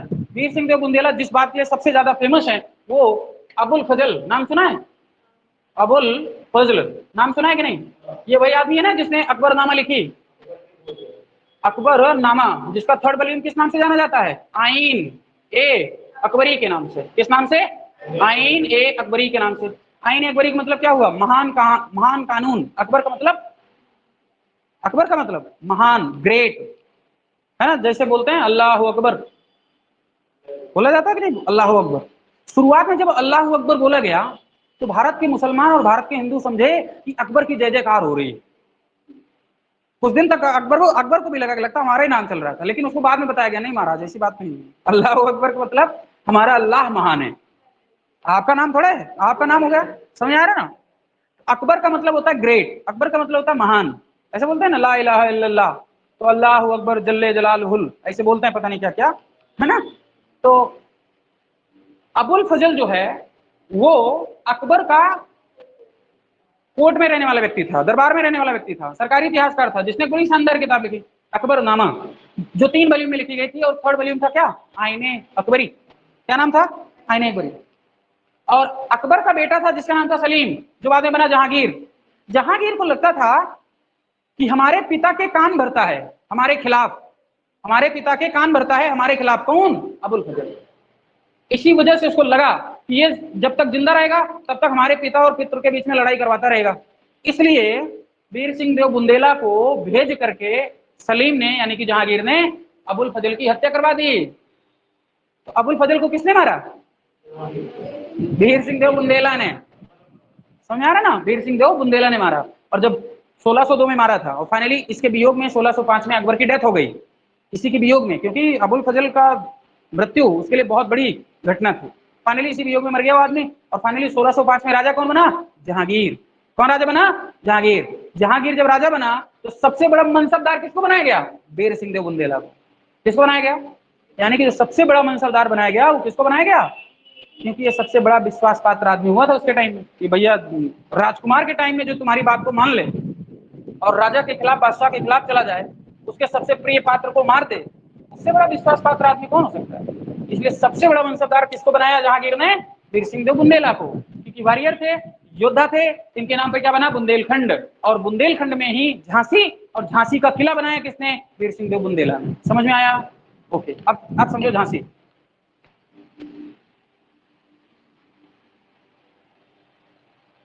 तो झांसी का किला तो मैंने बता दिया है ना, ठीक। तो रानी लक्ष्मीबाई यहां से लीड कर रही थी। गंगाधर राव साहब की डेथ हो गई है, जो कि इनके पति थे। भाई साहब की 55 साल के थे, भाई मैडम थी 13 साल की जब दोनों का शादी हुआ, है ना, यानी कि चाइल्ड मैरिज थी। तो शुरुआत में कोई बालक हुआ नहीं, बाद में एक बच्चा पैदा हुआ, है ना, और होली के दिन उस आदमी की डेथ हो गई, यानी कि बच्चे की डेथ हो गई। इसी वजह से आज भी झांसी में होली नहीं मनाई जाती है, ठीक है ना। झांसी में होली बहुत कम मनाई जाती है, क्यों? क्योंकि उसी दिन रानी लक्ष्मीबाई के बेटे की डेथ हो गई थी, और गंगाधर राव उसके बाद मर गए। जब गंगाधर राव मर गए तो रानी लक्ष्मीबाई से संतान उत्पन्न होना मुश्किल काम था, मैडम ने दोबारा शादी की नहीं। इस वजह से गंगाधर राव के भाई के बेटे को इन्होंने अडॉप्ट कर लिया, जिसका नाम क्या रखा था, दामोदर राव। क्या नाम था? दामोदर राव। तो ये कौन था? इनका भतीजा था, लेकिन इसको इन्होंने अडॉप्ट कर लिया। था कौन उस समय? डलहौजी। कौन था? लॉर्ड डलहौजी, है ना। डॉक्ट्रिन ऑफ फ्लैप्स की पॉलिसी चल रही थी उस टाइम। डलहौजी आया महारानी झांसी के पास, मैडम जी ऐसा है कि किला खाली कर दो। क्यों? क्योंकि हमारे पास कोई बेटा नहीं है। किसने कहा हमारे पास बेटा नहीं? हमारे पास बेटा है ना, देखो दामोदर राव। उस दिन तो उसको चकमा दे दिया। डलहौजी मानने वाला कहाँ था, उसने जाके पता करवाया, महाराज इसका नहीं है, उनका भतीजा है। पता करा लिया उसने, हम समझ गए तुम्हारा बेटा नहीं है, ऐसा करो किला खाली करो। महारानी ने कहा महाराज किला छोड़ दो, जो कहोगे वो करेंगे तुम्हारे साथ में। अगर तुम कहोगे तो तुम्हारे साथ 1857 की क्रांति में तुम्हारा पूरा साथ देंगे, अपनी पूरी आर्मी के साथ। खाली हमारा किला छोड़ दो, यानी कि मेरी झांसी छोड़ दो। डलहौजी अव्वल दर्जे का मूर्ख आदमी, उसने कहा ना ना ना, पहले झांसी छीनेंगे हम, बाद में दूसरे को देखेंगे, पहले झांसी हमें दो। रानी लक्ष्मीबाई को पास कोई मौका बचा ही नहीं। तो मैडम को जब लगा कि किला बचेगा नहीं, तो मैडम ने भी प्रिवी काउंसिल में अपील दायर की। समझ आ रहा है? मैडम ने भी प्रिवी काउंसिल में अपील दायर की, और ऐसा वैसा नहीं, लंदन का ये एक बैरिस्टर हायर किया इन्होंने। कहाँ का बैरिस्टर हायर किया? लंदन का बैरिस्टर हायर किया उन्होंने। तो हियरिंग की यानी कि जो वहां पर मुकदमा हुआ था, उस मुकदमे के सिलसिले में वो लंदन वाला बैरिस्टर मैडम झांसी से मिलने के लिए आया था, कुछ बातचीत करने के लिए आया था, कुछ इंफॉर्मेशन लेने आया था। मैडम उस समय यानी कि रानी लक्ष्मीबाई, ऐसा बताया जाता है कि बहुत खूबसूरत स्त्री थी। मैडम को किसी ने देखा ही नहीं था, आज तक कभी उनका कोई पोर्ट्रेट नहीं बना हुआ था। तो जब वो बैरिस्टर आता था इनसे मिलने के लिए, दोनों के बीच में पर्दा होता था। पर्दे के उस साइड बैरिस्टर, पर्दे की साइड में कौन? रानी, ठीक है ना। एक दिन वो आया था मुकदमे के बारे में जानकारी लेने के लिए, बैरिस्टर, पर्दा लगा हुआ था, दामोदर राव खेल रहा था, पर्दा गिर गया, खींच लिया उसने तो पर्दा गिर गया। चंद सेकंड में उस बैरिस्टर ने मैडम को देखा, यानी कि झलक थोड़ी सी। उस झलक कितनी देर की होगी? 1 सेकंड, 2 सेकंड, 5 सेकंड, 10 सेकंड, इतनी झलक। उसके बाद तुरंत तैनात कर दिया गया, पर्दा फिर से लग गया। उस मान लो मैक्सिमम मैं बोल रहा हूँ 10 सेकंड की झलक रही होगी।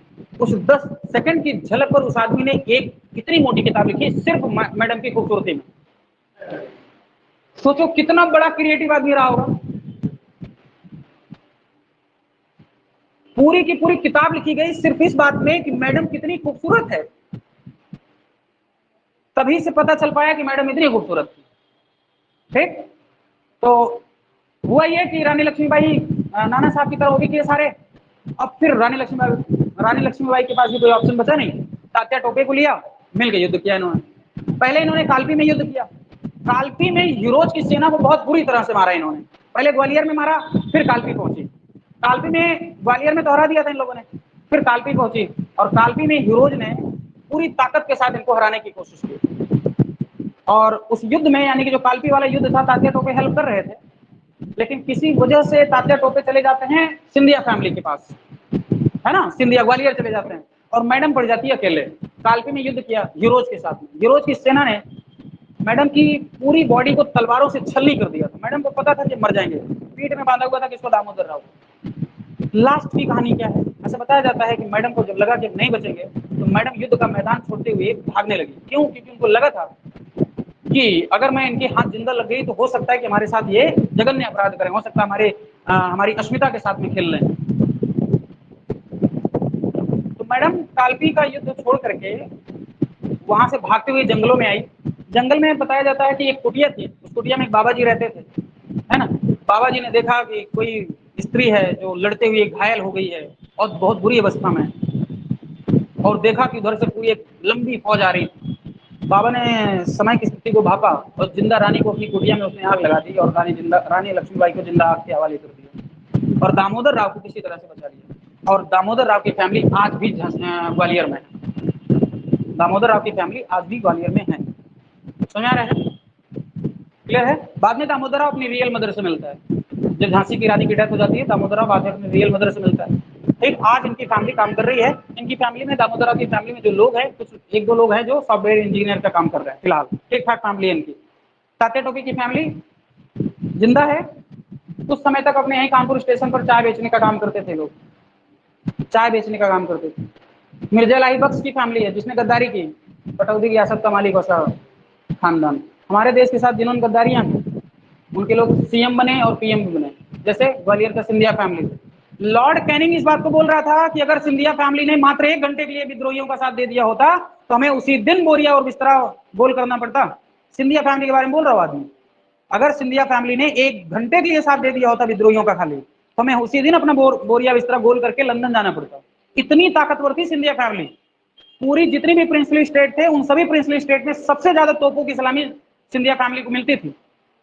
तो जितनी ज्यादा तोपों की सलामी, उतने बड़े चाटुकार किसके? अंग्रेजों के। सबसे ज्यादा तोपों की सलामी किसको मिलती थी? सिंधिया फैमिली को। ग्वालियर के सिंधिया अभी एक बीजेपी में शामिल हुआ ना, क्या नाम उसका? बहुत प्रसिद्ध नेता है, बीजेपी में शामिल हुए ना कांग्रेस छोड़ के। क्या क्या नाम? ज्योतिरादित्य सिंधिया। सही बता, सही नाम है। ये वही सिंधिया फैमिली है जिन्होंने 1857 के रिवोल्ट में हमारे देश के साथ गद्दारी की। ये वही मिर्जा इलाही बख्श का, सैफ अली खान का पटौदी का मतलब पूर्वज है जिसने हमारे देश के साथ गद्दारी की। नाभा के राजा ने हमारे साथ गद्दारी की, पटियाला के राजा ने हमारे साथ गद्दारी की, नेपाल के राजा ने हमारे देश के साथ गद्दारी की। समझ आया? तो इस तरह से रानी लक्ष्मीबाई का मतलब कैरेक्टर यहां पर खत्म होता है। ठीक, अगला नाम बहुत बड़ा, अगला नाम जाता है बरेली में। क्या नाम है? बरेली। बरेली में व्यक्ति है खान बहादुर खान। क्या नाम है? खान बहादुर खान साहब। ये बहुत बड़ा नाम है, खान बहादुर खान। ठीक है। और फैजाबाद में एक नाम मिलता है जिसका नाम है मौलवी अहमदुल्ला साहब। क्या नाम है? मौलवी अहमद उल्ला साहब। बहुत बढ़िया आदमी। कौन? मौलवी अहमदुल्ला साहब। कहाँ के रहने वाले थे? फैजाबाद, जिसे आज क्या कहते हैं? अयोध्या। क्या कहते हैं? अयोध्या। ठीक है ना। इसी को तो आज कहते हैं ना, फैजाबाद को अयोध्या कहते हैं। पहले अवध की राजधानी क्या हुआ करती थी? फैजाबाद। ठीक है ना, बाद में लखनऊ हुई। तो फैजाबाद में कौन था? मौलवी अहमद उल्ला साहब।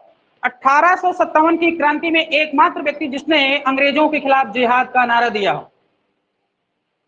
है ना। अभी तक जिहाद किसके खिलाफ समझा जाता था? मुसलमानों का, हिंदुओं के खिलाफ। लेकिन पहली मर्तबा ऐसा हुआ कि जिहाद का नारा किसके खिलाफ दिया गया? अंग्रेजों यानी कि ईसाइयों के खिलाफ दिया। किसने दिया? मौलवी अहमदुल्ला साहब ने। ठीक है ना। इन्हें डंका शाह के नाम से जाना जाता है। किस नाम से? डंका शाह के नाम से जाना जाता है इनको। क्यों? क्योंकि भाई साहब जब भी चलते थे तो पालकी में चलते थे। पालकी समझते हो? जिसमें पहले महिलाएं विदा होती थी, कहां लेके जाते थे? ऐसी पालकी। भाई साहब पालकी में चला करते थे, और पालकी जब चलती थी तो 10 लोग इनके आगे ड्रम बजाते थे, इसलिए इनका नाम क्या पड़ा? डंका साहब। और अंग्रेजों के खिलाफ इन्होंने क्या किया? जिहाद का नारा दिया। ठीक, इतना ही काम नहीं, इन्होंने, इनको अंग्रेज कभी पकड़ नहीं पाए, और जब अंग्रेज इनको पकड़ नहीं पाए तो अंग्रेजों ने 50,000 चांदी की मुद्रा का इनाम घोषित किया इनके ऊपर। कितना? 50,000 सिल्वर क्वाइन, कि अगर कोनो व्यक्ति मौलवी अहमदुल्ला खान को जिंदा या मुर्दा पकड़वा दे तो 50,000 सिल्वर कॉइन मिलेगा उस आदमी को। ठीक है। तो पबैया में एक राजा हुआ करते थे जो उनके बड़े खास मित्र थे, जिनका नाम था जगन्नाथ सिंह। क्या नाम है? जगन्नाथ सिंह। बहुत खास मित्र थे दोनों। कौन? मौलवी अहमदुल्ला साहब एंड पवैया के राजा जगन्नाथ सिंह, दोनों बहुत अच्छे मित्र हुआ करते। जब 1857 का रिवोल्ट स्टार्ट हुआ तो मौलवी अहमदुल्ला साहब ने जगन्नाथ सिंह से कहा था कि भैया तुम भी पार्टिसिपेट करो। तो जगन्नाथ सिंह ने कहा यार हमारी रियासत है, हमारी रियाया है, हम अगर शामिल हो जाएंगे तो अंग्रेज हमको मार देंगे, हमको मार देंगे तो हमारी प्रजा का क्या होगा, तुम समझो बात को। तो मौलवी अहमदुल्ला साहब थोड़ी सी बात को समझते हो ना, चलो ठीक है कोई बात नहीं, हम तो कोई राजा वजा है नहीं, है ना, हाँ हम लड़ेंगे, कोई दिक्कत की बात नहीं, ठीक है। ये एक ऐसे व्यक्ति हैं जिन्होंने साथ में अपने आप को सम्राट भी घोषित किया है। क्या घोषित किया? सम्राट, खुद को सम्राट भी बताया साथ में, ठीक। तो जगन्नाथ सिंह ने यहाँ पर इनका साथ नहीं दिया, लेकिन बहुत बढ़िया दोस्ती थी। जब इस बात की जानकारी जगन्नाथ सिंह को हुई कि अंग्रेजों ने 50,000 सिल्वर कॉइन का इनाम रखा है किसके ऊपर? मौलवी अहमदुल्ला साहब के ऊपर। तो भाई साहब ने बड़ा इमोशनल तरीके का लेटर लिखा, मुझे आज पश्चाताप हो रहा है, मैं पश्चाताप की अग्नि में जल करके मैं जला जा रहा हूँ, ऐसा लग रहा है कि मेरे प्राण निकल जाएंगे, फलाना ढिमकाना, बहुत सारी बातें। मुझे आज अपनी गलती का एहसास हो गया है, मुझे लग रहा है कि मुझे तुम्हारा साथ देना चाहिए, लेकिन मैं शरीर तुम्हारा साथ नहीं देना चाहता हूँ, मैं तुम्हारा साथ देना चाहता हूँ तो कारतूस और बंदूकों के माध्यम, अपनी सेना के माध्यम से बहुत सारा रुपया तुमको देना चाहता हूँ, लेकिन मैं आ नहीं सकता हूँ, तो थोड़ी सी कृपा हमारे ऊपर कीजिए कि आप हमारे किले में आ जाइए। भाई साहब को लगा शायद लगता मन बदल गया आदमी का, तो भाई साहब मौलवी अहमदुल्ला साहब अपनी पालकी में सवार होकर के आ गए, क्योंकि पकड़ तो पा नहीं रहे थे अंग्रेज। तो भैया के राजा जगन्नाथ सिंह के किले के अंदर जब प्रवेश करते हैं तो किला बंद हो जाता है। तो मौलवी अहमदुल्ला साहब ने कहा भैया टाइम नहीं है, किला वाला बंद मत करो, तुम जो देना चाह रहे हो तो दो, हम चले यहाँ से। ऑलरेडी वहां पर British army present, British army ने भाई साहब को कैद किया, ठीक है। कैद करने के बाद मौलवी अहमदुल्ला साहब को अंग्रेजों के पास जो सबसे बड़ी तोप थी, सबसे बड़ी तोप मुगलिया सल्तनत में सबसे बड़ी तोप थी औरंगजेब की, उसका नाम था गंजे सवाई, उससे भी बड़ी तोप अंग्रेजों के पास, उस तोप में तोप के मुंह के सामने मौलवी अहमदुल्ला साहब को बांध दिया गया। समझ आया? गोला भरा भाई साहब ने, अग्नि भी लगाई किसने? भाई साहब। चीथड़े हो गए थे किसके? मौलवी अहमदुल्ला साहब। ऐसे लोगों से हम लोग हारे हैं, ऐसे थोड़े हार गए हैं, ऐसे हारे हैं 50,000 के चक्कर में। जब इसने मांगा हमको दे दो, इतना मारा इसको इसको मारा को उल्टा और लिया अंग्रेजों ने, इसको किसे लिया? जगन्नाथ सिंह। उसने कहा जब तुम अपने आदमी के साथ गद्दारी कर सकते हो कल तुम हमारे साथ ही गद्दारी करोगे, इसलिए तुम्हारा कमजोर होना बहुत जरूरी है। सिंधिया उनकी पूरे कंप्लीटली लॉयल थे भाई, वो एक बार अंग्रेजों के ऊपर डाउट कर सकते थे, अंग्रेज के ऊपर डाउट कर सकता था, लेकिन सिंधिया के ऊपर डाउट नहीं जाता उनका कभी, इतने लॉयल थे वो। समझ आ रहा है ना भाई? सबसे ज्यादा तोपों की सलामी का राइट मिला था उनको, सिंधिया फैमिली को। बता तो रहा हूँ, एक बार उनको अपने ही लोगों के ऊपर डाउट हो जाएगा कि ये कुछ लगता दाल में काला कर रहा है, लेकिन सिंधिया फैमिली हमारे साथ गद्दारी करेगी, संभव ही नहीं, सपने में भी नहीं आता उनको। हाँ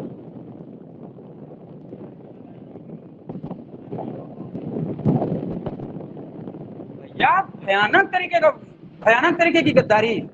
अभी तुमको बता रहा हूँ कि गद्दारी कैसे किसको कहते हैं। ये हो गया, मैंने तुमको बताया तात्या टोपे साहब कहाँ चले आए थे? ग्वालियर, ग्वालियर जीतना चाह रहे थे, ग्वालियर की सारी रियाया मानसिंह को अपना राजा बना, तात्या टोपे को अपना राजा बना लिया। हुआ यही उनके साथ भी, क्या तात्या टोपे के साथ? तात्या टोपे का एक मित्र हुआ करता था जो ही सिंधिया फैमिली का था, जिसका नाम था मानसिंह। मानसिंह ने कहा हम तुम्हें अपना राजा घोषित करते हैं, हम सिंधिया के राजा को नहीं मानते, उन्हीं की फैमिली में था आदमी, मानसिंह नाम था उस आदमी। और मानसिंह के मित्र के विश्वास, क्योंकि दोनों बहुत अच्छे क्लोज फ्रेंड थे मानसिंह के, तात्या टोपे के बहुत अच्छे रिलेशन थे, और जब तात्या टोपे को मानसिंह ने बुलाया तो मानसिंह ने कैद करवा दिया ब्रिटिश आर्मी से, और फाइनली तात्या टोपे को मध्य प्रदेश के शिवपुरी में फांसी पर चढ़ा दिया गया। किसने धोखेबाजी की? मानसिंह ने। कौन था? सिंधिया फैमिली का आदमी था। इसलिए तो मैं कह रहा हूं कि वो अंग्रेजों के ऊपर डाउट कर सकते हैं, लेकिन सिंधिया फैमिली के ऊपर कभी डाउट नहीं कर सकते, ठीक है ना? ये समझ आया इतना? एक लास्ट मामला देखो, कुंवर सिंह का। बिहार के जगदीशपुर या आरा के रहने वाले थे। कहाँ के? जगदीशपुर या आरा नाम की एक जगह है, कहाँ पर? बिहार में। कहाँ पर? बिहार में। पूनम बताओ बिहार का प्राचीन नाम क्या था? बिहार का प्राचीन नाम मगध। क्या नाम था? मगध नाम था। इसी को आज क्या कहते हैं? बिहार कहते हैं। ओके, और आज बिहार की राजधानी क्या है? पटना, राइट। क्या नाम है? पटना। तुम बताओ पटना का नाम पटना किसने किया? पहले नाम था क्या? पाटलिपुत्र। तो पाटलिपुत्र से पटना किसने किया? शेरशाह सूरी ने किया, ठीक है ना। तो यहाँ के राजा थे कौन? कुंवर सिंह। क्या नाम था इनका? कुंवर सिंह साहब। भाई साहब 80 साल के थे, सबसे बुजुर्ग क्रांतिकारी थे ये, बहुत बड़े जमींदार थे ये। कौन? बहुत बड़े जमींदार थे, ठीक है ना। अंग्रेजों ने एक कमीशन बनाया हुआ था जिसका नाम था इनाम कमीशन। क्या नाम था? इनाम कमीशन। तुम्हारे लिए सवाल है, मुझे बताना है कि इनाम कमीशन को कब पारित किया गया था, ठीक है ना। इनाम कमीशन, एक कमीशन बनाया गया, इनाम कमीशन। इस इनाम कमीशन के तहत भारत के जागीरदारों की जागीर यानी कि जो जमीन थी, जो लैंड थी, उसको कंट्रोल करना था, कब्जा करना था। इनाम कमीशन के तहत कुंवर सिंह की सारी जमीन अंग्रेजों ने छीन ली। कुंवर सिंह ने बहुत ज्यादा मिन्नतें की, मांगने की, लेकिन उन्होंने नहीं दिया। कुंवर सिंह के एक बड़े छोटे भाई थे जिनका नाम था अमर सिंह। क्या नाम है? अमर सिंह। ये दोनों भाई थे, ये दोनों भाई 1857 के विद्रोह में ऐसे एकमात्र क्रांतिकारी थे जिन्होंने छापामार पद्धति के साथ युद्ध किया। कौन सी पद्धति? छापामार सिस्टम या गुरिल्ला सिस्टम। यही सिस्टम 3 लोगों ने अपनाया इससे पहले। एक मारवाड़ का एक राजा हुआ करता था जिसका नाम था चंद्रसेन राठौड़। क्या नाम है? चंद्रसेन राठौड़। अकबर की अधीनता को, अकबर की स्लैवरी को ना मानने वाला महाराणा प्रताप से पहले राजपूताना में जो राजपूत व्यक्ति पैदा हुआ उसका नाम था चंद्रसेन राठौड़। क्या नाम है? चंद्रसेन राठौड़ नाम था उस आदमी का। कहां था? मारवाड़ का राजा था। उसने महाराणा प्रताप से पहले अकबर की अधीनता को स्वीकार करने से इनकार कर दिया। उसने कहा मरना पसंद करेंगे लेकिन तुम्हारी अधीनता नहीं मानेंगे। इसीलिए चंद्रसेन राठौड़ को महाराणा प्रताप का अग्रज कहा जाता है। मारवाड़ का भूला बिसरा प्रताप कहा जाता है। किसको? चंद्रसेन राठौड़ को। चंद्रसेन, सेन, सेन बंगाल के होते हैं, आसाम। वो सेन डायनेस्टी अलग है, वो अलग डायनेस्टी, वो अलग। चंद्रसेन नाम था उसका, ठीक है ना। तो चंद्रसेन पहला व्यक्ति था जिसने राजपूताने में गुरिल्ला सिस्टम या छापामार सिस्टम अप्लाई किया। किसके खिलाफ? मुगलों के खिलाफ। उनके बाद इसका बहुत भारी मात्रा में उपयोग किसने किया? महाराणा प्रताप ने। महाराणा प्रताप के ही वंशज जिनका नाम है छत्रपति शिवाजी महाराज, उन्होंने इसको एक लंबे टाइम तक अप्लाई किया और इसी सिस्टम को यानी कि छापामार सिस्टम या गुरिल्ला सिस्टम को एक लंबे टाइम तक अपनाया अहमदनगर के शासक मलिक अंबर ने। नाम याद आया? नाम सुना कभी? मलिक अंबर। जब दक्कन को हम पढ़ाएंगे तो आपको बताएंगे। मलिक अंबर एक बहुत बड़ा आदमी है जो कि अफ्रीकन कॉन्टिनेंट से भारत में आया था, एक हबशी था, अहमदनगर में था जहां पर निजाम शाही चलती थी, ठीक है। तो मलिक अंबर ने भी गुरिल्ला सिस्टम के साथ युद्ध किया अंग्रेजों के साथ और मुगलों के साथ में।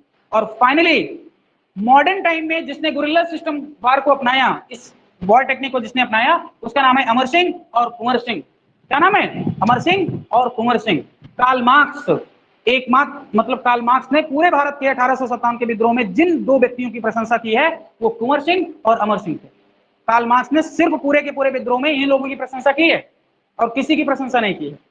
हाँ, झांसी वाले में एक बात बताना भूल गए कि झांसी ने किसको हराया था? सर हीरोज को हराया था। और जब हीरोज ने देखा कि रानी लक्ष्मीबाई मर गई तो हीरोज ने बड़ी शानदार लाइन कही थी कि पूरे विद्रोहियों में अकेली मर्द थी ये किसने कहा था? सर हीरोज ने कहा। किसके लिए? रानी लक्ष्मीबाई के लिए कहा। उसने कहा पता नहीं कितने इसमें क्रांतिकारी थे, कितने लोग थे, पता नहीं कितने कितने राजा, कितने नेता सब थे, लेकिन अगर इन सभी में कोई मर्द था तो कौन था? रानी लक्ष्मीबाई थी। ये जब कोई व्यक्ति तुम्हारी तारीफ करे वो भी तुम्हारा दुश्मन, तो वास्तव में लगता है कि तुम थे काबिल।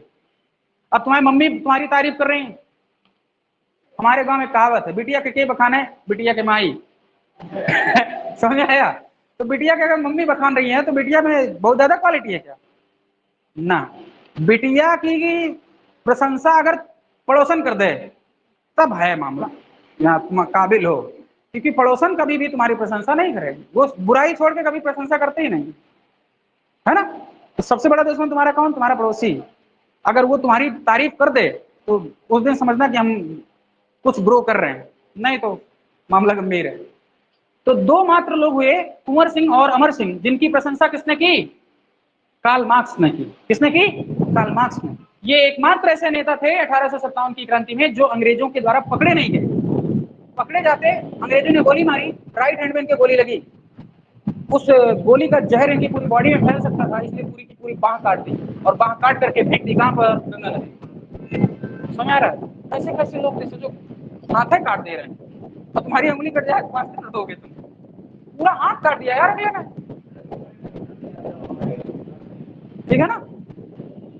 ये कुंवर सिंह, इनको कभी पकड़ नहीं पाएंगे, अपनी मौत मरते हैं, ठीक है। कुंवर सिंह और अमर सिंह छापामार सिस्टम से युद्ध करते हैं, ठीक है। और कुछ रीजनल स्टेट थे जहां पर सिर्फ आपको नाम पता होना चाहिए, जैसे असम में मनीराम दत्ता साहब थे, इलाहाबाद में लियाकत अली खान साहब थे जिनको रिवोल्ट को दबाया कर्नल नील ने, बनारस में लियाकत अली खान साहब थे, उसके भी रिवोल्ट को किसने दबाया, कर्नल नील ने ही। समझ आ रहा है ना। तो इस तरह से छोटी छोटी जगह थी जहां पर अलग अलग लोग पैदा हुए, है ना, और अलग अलग तरीके से इस क्रांति की घटना को दबाने की कोशिश की गई, और फाइनली हुआ ये कि 1857 का रिवोल्ट, अंग्रेजों के इतिहासकार के अनुसार हम लोग 1857 का रिवोल्ट हार गए, है ना। तो हम लोग क्या हुए, युद्ध हार गए। मानना भी चाहिए हमको कि हम युद्ध हार गए, है ना, ये प्रमाणित है कि हम हार गए थे, है ना। हम 1857 का विद्रोह जो हुआ था वो हार गए थे, लेकिन हारने के बाद भी हम जीत गए थे, हारने के बाद भी हम जीत गए थे, क्योंकि परिणाम बड़ा पॉजिटिव आया था हमारे सामने। परिणाम जो आया था, जो रिजल्ट सामने आया हमारे, वो थोड़ा सा पॉजिटिव आया। हुआ ये था पहली बात कि ईस्ट इंडिया कंपनी के गवर्नमेंट को खत्म कर दिया गया, है ना, यानी कि गवर्नर जनरल की जो पोस्ट थी वो खत्म करके अब वायसराय की पोस्ट आ गई, यानी कि ईस्ट इंडिया कंपनी को पूरी तरह से खत्म कर दिया गया। और 1873 के इंडियन डिविडेंड एक्ट के माध्यम से पूरी तरह से कंपनी को यहाँ से बाहर कर दिया गया, यानी कि 1857 में रिवोल्ट हुआ, 1858 में रानी विक्टोरिया का इलाहाबाद में कैनिंग में भाषण पढ़ा, वहां से फाइनल हुआ कि महारानी विक्टोरिया अब फैसला लेती हैं कि हम प्रिंसली स्टेट के इंटरनल मामले में कभी इंटरफेयर नहीं करेंगे, आप अपने सामाजिक धार्मिक और राजनीतिक मामलों में स्वतंत्र होंगे, इंडिपेंडेंट होंगे, हम कभी भी तुम्हारे धार्मिक सामाजिक मामलों में इंटरफेयर नहीं करेंगे, हम और आप बराबर होंगे, लेकिन आप हमारे अधीन रहेंगे, हम और आप बराबरी के साथ हैं, आप भी राजा हैं हम भी राजा हैं, लेकिन आप हमारे कंट्रोल में रहेंगे, जिसे पैरामाउंट्री कहते हैं, है ना, कि सर्वोच्चता का सिद्धांत, है ना, कि आप भी सर्वोच्च हैं लेकिन हम आपसे ज्यादा सर्वोच्च हैं, ठीक है ना। तो प्रिंसली स्टेट को पूरा इंडिपेंडेंट किया गया कि हम आपके मामलों में इंटरफेयर नहीं करेंगे, अब तुम चाहो एक लड़का अडॉप्ट करो चाहे 20 लड़का अडॉप्ट करो, हमको कोई मतलब नहीं, तुम पूरा राज्य जैसे फ्री कर दो, हमें कोई मतलब नहीं, ठीक है। तुम्हारे यहाँ सती प्रथा हो रही तो होने दो, हमको कोई मतलब नहीं, तुम्हारे चाइल्ड मैरिज हो रही तो होने दो, हमको कोई मतलब नहीं, हम नेता बनने नहीं आएंगे अब। समझ आ रहा है ना। एक तो मामला ये हुआ था। दूसरा कि अब अंग्रेजों की सेना में अभी तक मामला कैसा था, 5:1 का, कैसा, 5:1 का, यानी कि अंग्रेजों की आर्मी में अगर एक ब्रिटिश या एक यूरोपियन सैनिक है तो उसके कंपेयर में कितने यूरोपियन थे इंडिया के, और कितने इंडियन थे, 5।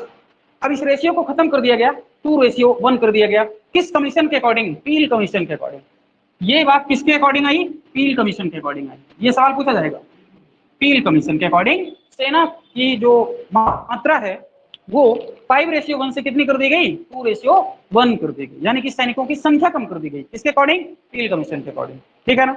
दूसरा, अवध जो हमारे यहाँ बंगाल आर्मी की पौधशाला थी जहां से सबसे ज्यादा सोल्जर्स जाते थे, वहां से सैनिकों को भर्ती करना बंद कर दिया गया। अब सिर्फ कहां से आ रहे थे, सिख रेजिमेंट से आ रहे थे, कहां से, सिख रेजिमेंट। सिखों ने एक लंबी बगावत की हमारे साथ, सबसे ज्यादा गद्दारी इन्होंने भी की है, सिखों ने भी हमारे साथ बहुत लंबी गद्दारी की है, इसलिए सिख रेजिमेंट के सैनिक आते थे। दूसरा, गोरखा रेजिमेंट के लोग आते थे, गोरखा रेजिमेंट के लोग आते थे। नेक्स्ट, मुस्लिम रेजिमेंट के लोग आए। क्यों मुस्लिम रेजिमेंट के लोग क्यों आए, क्योंकि Sir Syed Ahmad Khan and W Hunter, दो लोगों ने बहुत बड़ा प्रयास किया भारत के मुसलमानों को अंग्रेजों के फेवर में लाने के लिए। दो लोग हुए, एक का नाम क्या है, डब्ल्यू हंटर, जिसने किताब लिखी इंडियन मुसलमान, क्या नाम है किताब का, डब्ल्यू हंटर, है ना, इंडियन मुसलमान नाम की किताब लिखी गई, जिसमें ये प्रमाणिक तरीके से ऑथेंटिक रेफरेंस देते हुए बताया गया कि 1857 का जो रिवोल्ट हुआ है वो भारत के मुसलमानों ने नहीं बल्कि हिंदुओं ने किया है।